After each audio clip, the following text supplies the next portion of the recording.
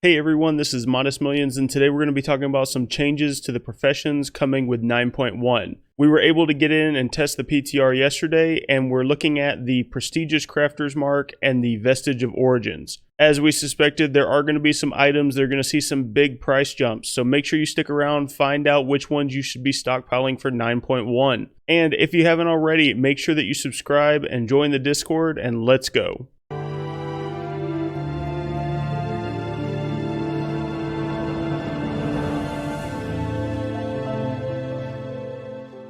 Alright, so first off, if you're wanting to see our full first dive into the 9.1 patch, make sure that you check out our live stream, but warning, there is going to be spoilers. So now let's talk a little bit about the Vestige of Origins and the Crafter's Mark rank 3 and the Prestigious Crafter's Mark. So first off, Vestige of Origins. These are an additional reagent that you can put into your rank 4 legendaries when crafting, and it'll raise the eye level.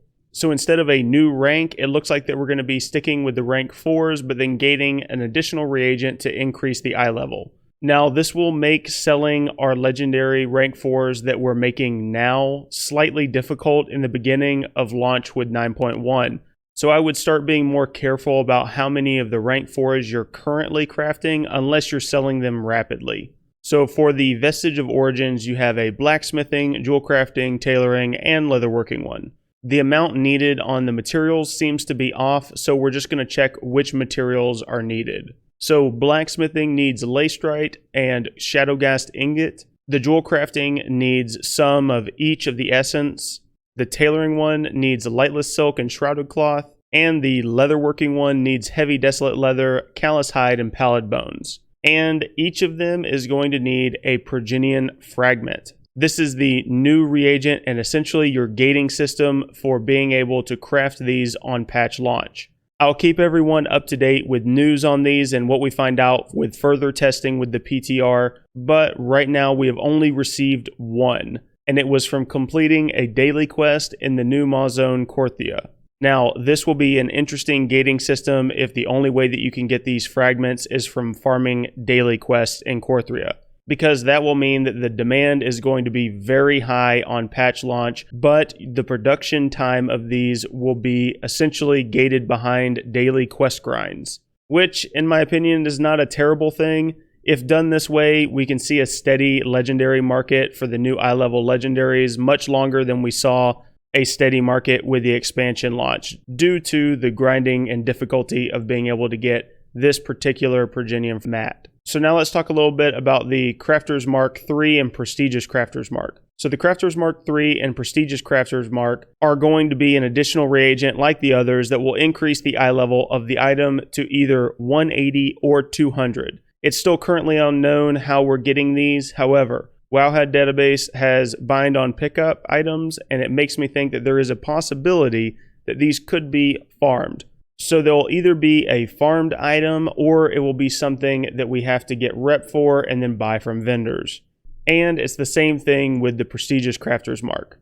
If you want to see updates on the Progenian Fragments, the Crafter's Mark, and the Prestigious Crafter's Mark, make sure you subscribe so you don't miss out on any of the upcoming videos. Now, with the Crafter's Mark 3, the mats are very similar. However, when it comes to the Prestigious Marks, there is a change. So for these, blacksmithing needs lacerite, shadowghast ingot, and a lithium.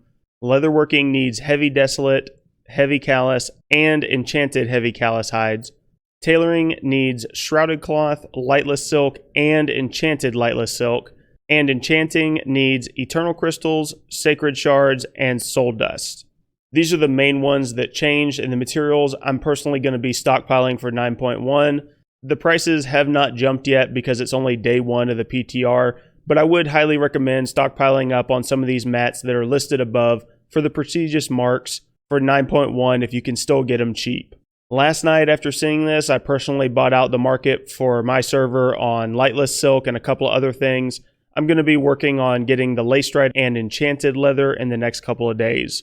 I'm going to try to have at least 4 to 5 stacks of each of these materials set back for 9.1 launch so that we can figure out how we get the marks and jump on them right in the beginning. And that is going to be it for this video, guys. Make sure that you watch your server's prices and start planning for 9.1. Still unknown when this is going to come out. Could potentially be a month or so. We're not really sure. It looks like things are kind of getting pushed back, but just start planning. So far with our testing, the zone looks really interesting, has a lot of potential for some new farms and areas for skinning and a lot of other things.